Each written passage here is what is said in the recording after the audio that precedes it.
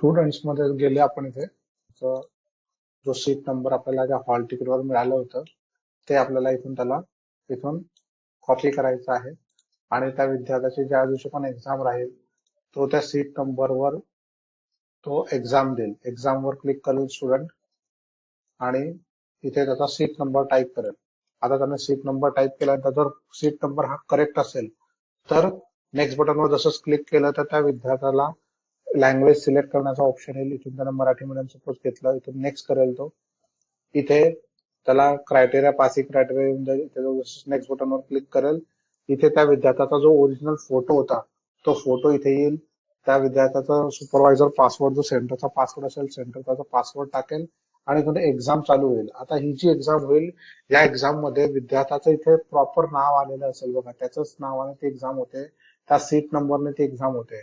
आणि ह्याचा जो काही रिझल्ट असेल तो रिझल्ट जसा आता फॉर एन एक्झाम्पल आपण तिथे डमी आन्सर्स टाकतो आहे, फटाफट सॉल्व्ह करत आहात तिथं पण इथे विद्यार्थी अॅक्युरेट सॉल्व्ह करतील. सध्या मी अॅक्युरेट न सॉल्व्ह करता फटाफट सॉल्व्ह करत आहे. माझे उत्तर कदाचित चुकू शकतात.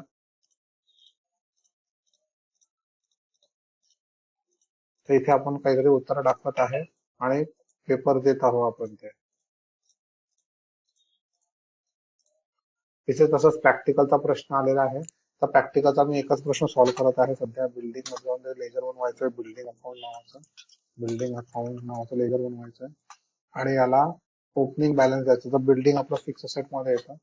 ओपनिंग बॅलन्स 2 लाख रुपये सांगितलं तर आपण ते 2,000, 20,000 आणि 2 लाख रुपये टाईप करत आहात. तर आपण एक क्वेश्चन प्रॅक्टिकलचा बरोबर सॉल्व्ह केलेला आहे. त्यानंतर आपण सबमिट करत आहोत.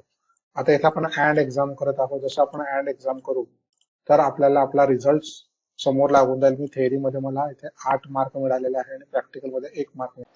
आता हा जो रिझल्ट आहे हा रिझल्ट मी चेक करू शकतो. जे काही माझे करेक्ट आन्सर आहे इनकरेक्ट आन्सर आहे तो समोर दाखवतोय.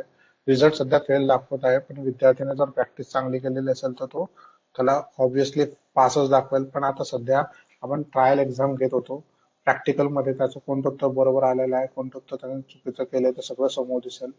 आता हा जो रिझल्ट आलाय 9 मार्काचा हा ऑटोमॅटिकली जनरेट होऊन जाईल आपल्या वेबसाईटला.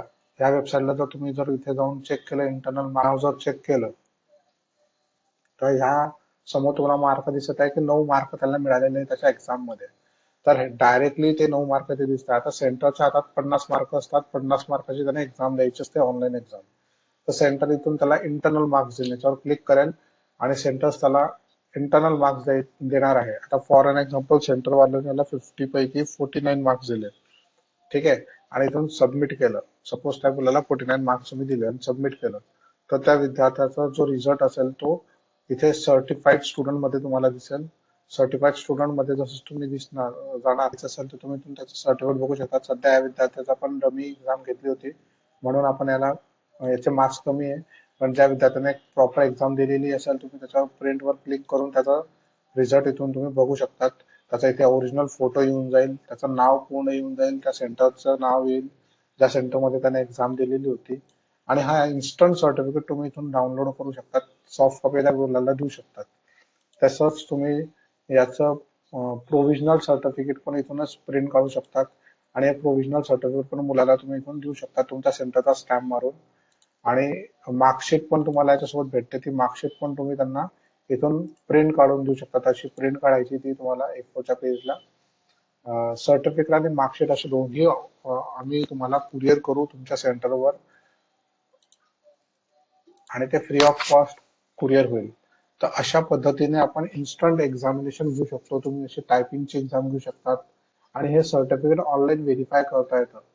हे ऑनलाईन कसं व्हेरीफाय करता येतं तुम्हाला इथे इथे सर्टिफिकेट व्हॅलिडेशन मध्ये जायचं आहे आणि सर्टिफिकेट व्हॅलिडेशन मध्ये तुम्हाला तो सीट नंबर ज्याने ते त्या मुलाला जी एक्झाम दिली होती तो सीट नंबर इथे टाकायचा त्याला.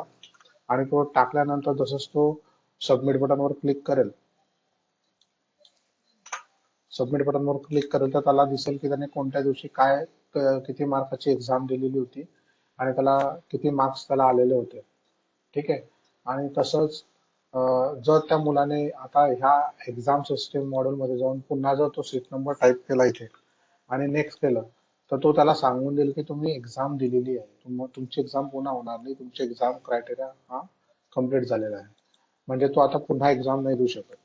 तर अशा पद्धतीने जर तुम्हाला इन्स्टंट सर्टिफिकेट ट्रान्सपरन्सी वे मध्ये काम करायचं असेल आणि तुमच्या सेंटरला एक क्वालिटी वाला सॉफ्टवेअर ज्याच्यामध्ये तुम्हाला प्रॅक्टिकल थेअरी बेस सगळ्या गोष्टी तुम्हाला इथे अवेलेबल होतील, असं जर तुम्हाला सॉफ्टवेअर आणि एक्झामिनेशन पॅटर्न आपल्या सेंटरमध्ये आणि एकदम ट्रान्सपरंट, आणि दुसरं की याच्यामध्ये प्रोसेस खूप सोपी आहे.